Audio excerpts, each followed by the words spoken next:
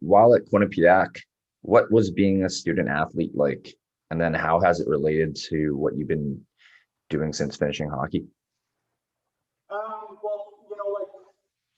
like I remember when I was like in high school, like even those years I was playing AAA. When you're young, you don't really understand the importance of education, and it wasn't important to me. Like it was, I wasn't always in class. I thought I was cool. I was a hockey player. I didn't think I necessarily needed it. I didn't know I was going to go the NCAA route. I didn't know how important those marks would end up playing. And so when I ended up going through the clearinghouse and writing my SATs, like I barely snuck in. And I think I wrote the SATs 5 or 6 times over like a 6-month period. You got to wait about a month to get your marks, and so we didn't know. So they just said keep writing it, keep writing it. I had a couple of really bad marks, and you could combine your best scores. I ended up sneaking through, which is a good lesson. Go to school, get your marks up. It's going to pay dividends for you down the road. I got into Quinnipiac, and it was an eye opener, man. You know the schedule. I remember my first year, freshman year, I had an 8 o'clock class, a 9 o'clock class, a 10 o'clock class, practice at 11:30, gym or workout at 1 o'clock, a class at 4, and then I had a boatload of homework, and then I had the guys saying, hey, let's go drink some beers. You know what I mean? And so right off the hop, you learn to manage your time, and you might not figure it out right away, but you're forced to. If you're going to survive and you're going to be able to excel, and you got to figure it out. And so things that I learned from being an NCAA hockey player, a student athlete, not only time management, it pushed me out of my comfort zone, whether it was in the classroom, having to do presentations, whether it was being tired and just having to push through. The things that I learned was, and I sent you a video about this not too long ago, you go to class, you get to practice early, even if you're short for time, you get there as fast as you can on time. You get on the ice as soon as you can. You put the extra work in. You work hard in practice. You don't complain. You stay on the ice after, do some extra work if the coaches want you to, or even if they don't want you to, stay out there, put the time in. Get over to the gym, do your workout, eat properly, get a good rest, have a nap, whatever it is. Do your homework and go enjoy yourself and when it comes to the guys wanting to go out and have a few beers, whatever it is, right? Just embrace it all and try and go the extra mile. If you outwork everyone, like for instance, I was a 2-year captain. So my junior year, I guess my sophomore year, that would have been the year you guys left. Like our season was done in March. And so you guys all moved on to pro or whatever. And we continued to work out for the remainder of the year. And they announced the captain. So I was captain, leading those workouts in my sophomore year. And so that was a lot for me, man, and it definitely crumbled me a little bit, and I definitely wasn't the best captain. I don't think anyone's really a good captain right off the hop. I don't think Stevie, why was a good captain when in his first year. I mean, you got to go through it to learn it. You got to make mistakes. You got to get feedback, and you got to grow from it. I was a much better captain my second year, but those are the kind of things that I really took from it. I mean, as a financial advisor now. There's a difference when I was going through the hiring process, trying to, apply for jobs.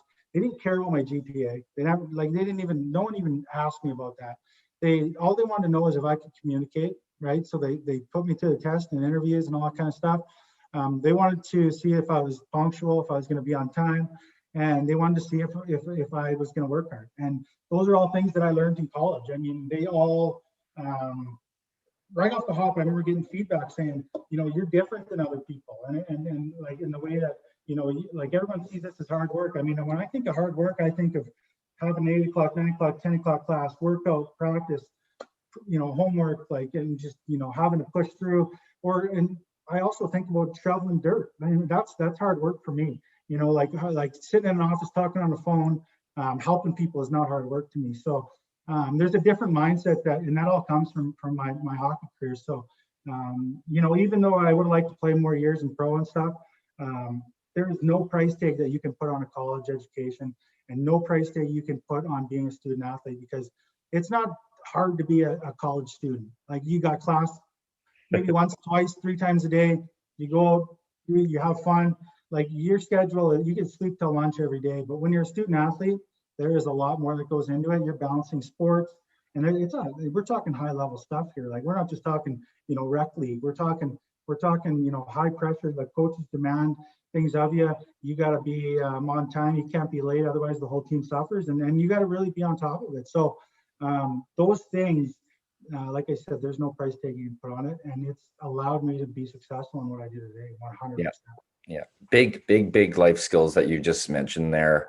Over your examples, there is one, getting through the clearinghouse. You took it, you said 6, 7 times, you just kept failing, and in sense, the term is failing. You weren't actually failing, but you're failing and you weren't happy with your scores.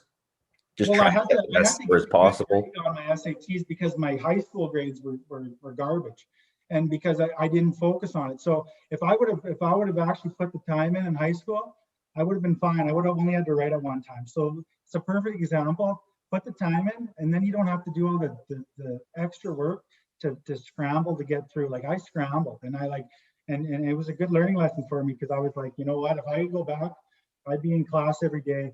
I'd be putting the time in, and it would have made things a lot easier for me. I didn't know I had this full ride scholarship on the table, and I was sitting there trying to get to the clearinghouse, and I was like, wow, like looking back, it's like, I obviously snuck through, but I was close to losing that opportunity. We're talking about a $200,000 scholarship, Right.